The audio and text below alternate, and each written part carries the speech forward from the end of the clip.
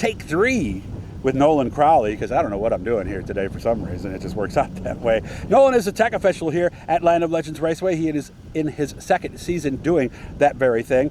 I noticed a Facebook post he had last week when it was really, really hot. He says, you know, this is no big deal where I'm from. And we were 95 degrees, I think, on that day. Nolan Crowley with us now. How we doing? Doing well, how are you? Good, good, good. So I guess we'll start with that.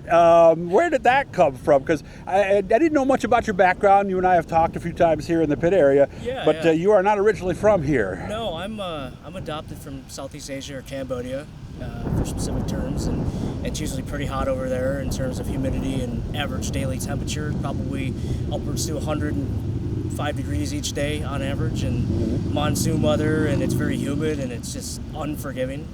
And yeah, it's just, at least that's what my parents told me when they came and adopted me, and they said, yeah. Oh, because they went and got you. Yeah. Okay. So they said, oh, this is nothing compared to what we had to deal with 25 years ago. So they can handle it, and I guess I can because I'm supposed to be built for it. But yeah, but you left when you were 6 months old, yeah, so maybe it didn't take yet, huh? Maybe not, but I've adapted to here, upstate New York weather, so. And Cambodia is a neighbor to Vietnam, isn't it? Correct. It's right next door, right? Yeah, correct, to Vietnam. Kind of northwest?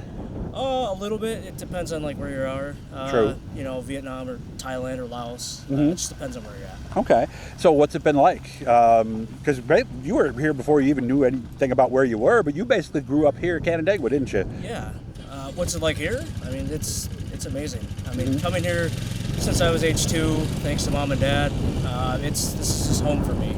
I wouldn't want to be anywhere else in terms of racing and where I work, and it's just, I love it. You know, I wouldn't take it for anything else.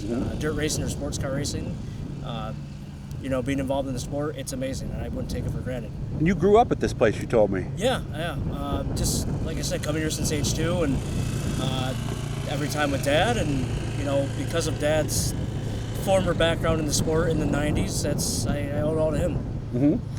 Now, what was it that made you decide I wanted to work in this, or did you always kind of have the feeling that you might? Oh, I always had the feeling that I wanted to work here. It was always a thought in my mind when I was working in sports car racing, and even I used to wave flags in the grandstands and turn 4. Oh, you were one of those kids? I was one of the many kids back then in like the mid-2000s, like from 2008 to 2010. It always just dawned on me, it's like, how do I want to work here. This is where I want to be.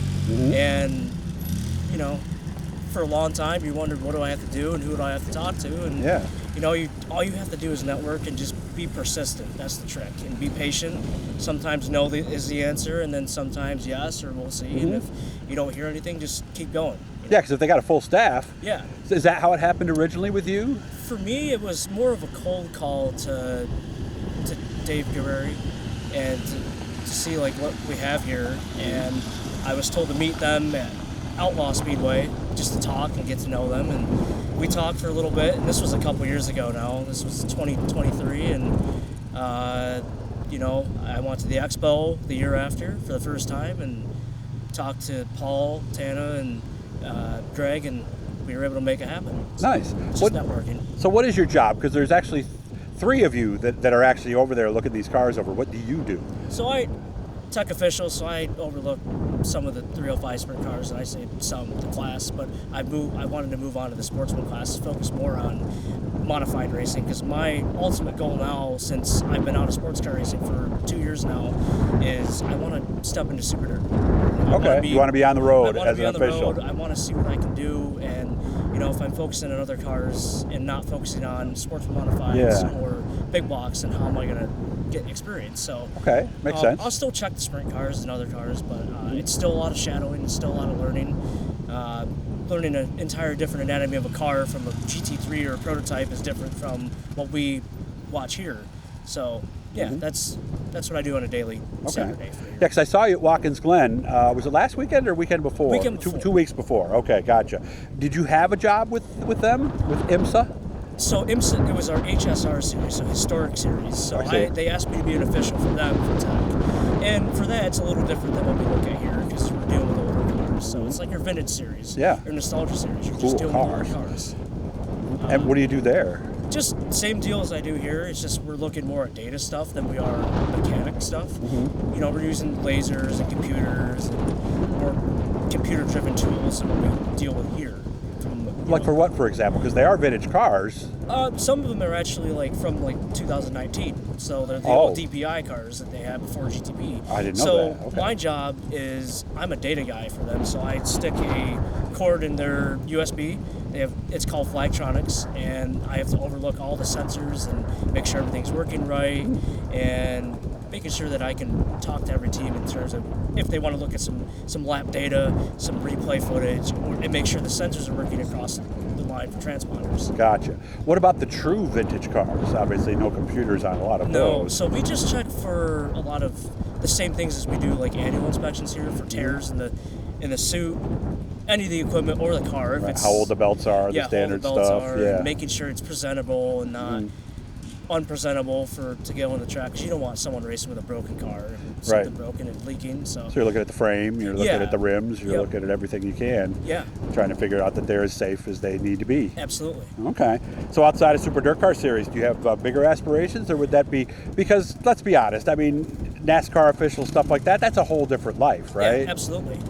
My aspiration, because I was working with a different sports car series. It was GT World Challenge, or SRO, and my main goal is to get into IMSA WeatherTech full time someday. I see. Okay. Either on the series side as a race controller tech official, or maybe on a team. But I more or less like the series side. So and that's full time, not part time or contractor, where you're contracted to go work this event and not that event. Right. Like say you go work at Watkins Glen, but you don't work most work Canada.